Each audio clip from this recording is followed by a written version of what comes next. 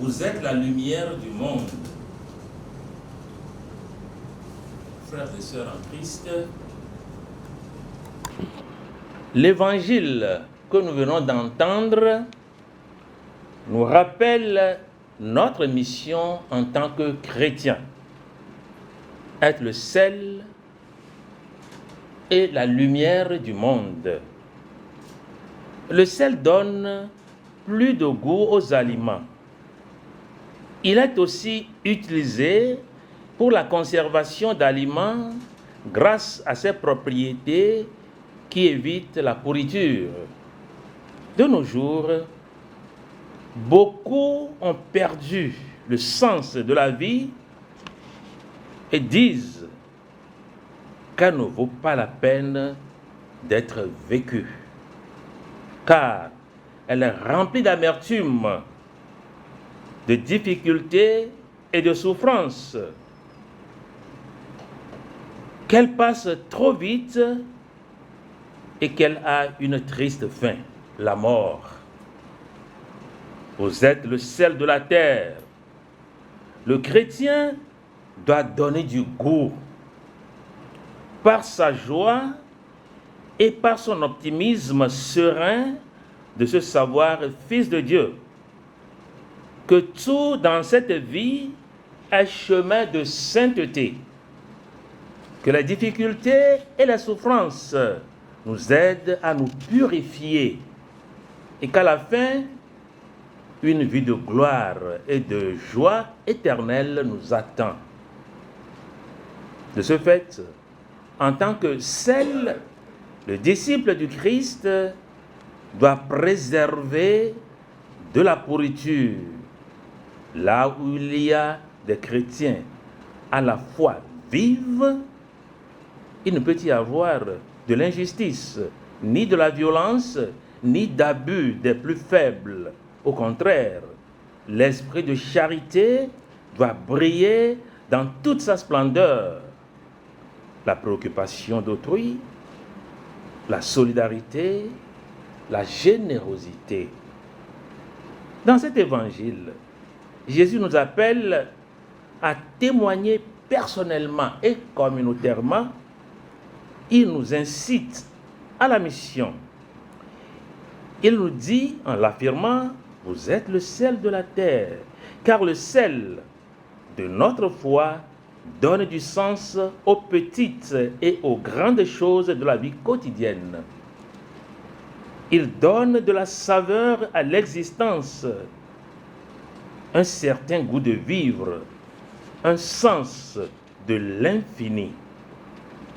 Ce sel permet aussi de conserver précieusement toute expérience de partage, de communion, de bonheur.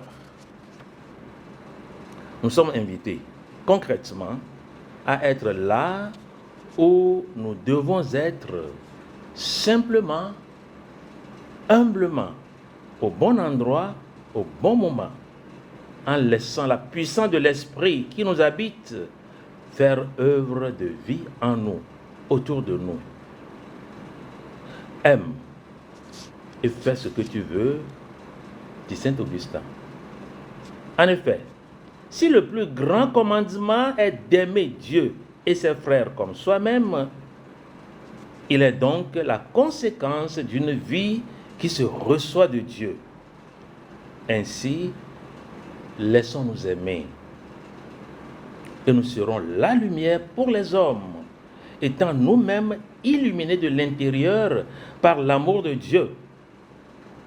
Et saint Éphrem disait, « Soyez comme des sources de lumière dans le monde, une force vitale pour les autres. »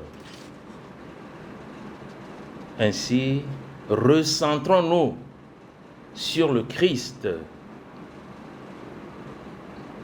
Partons de lui et revenons vers lui comme notre pôle d'attraction.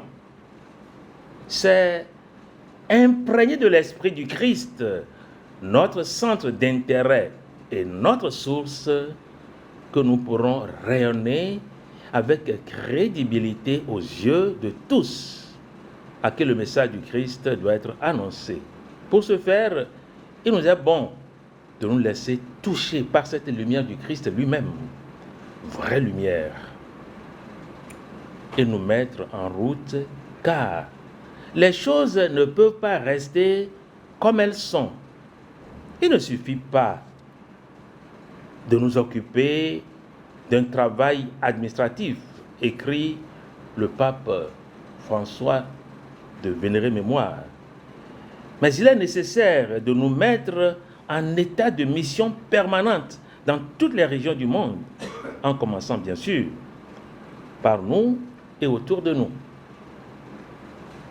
Il nous faut pour cela une véritable conversion, un changement intérieur et personnel qui ne peut s'opérer que par cette lumière qui nous vient du Christ, celle de l'Esprit Saint. Et le pape François ne cesse de le dire en nous invitant à sortir de notre propre confort et à avoir le courage d'atteindre tous les marginaux qui ont besoin de la lumière de l'Évangile.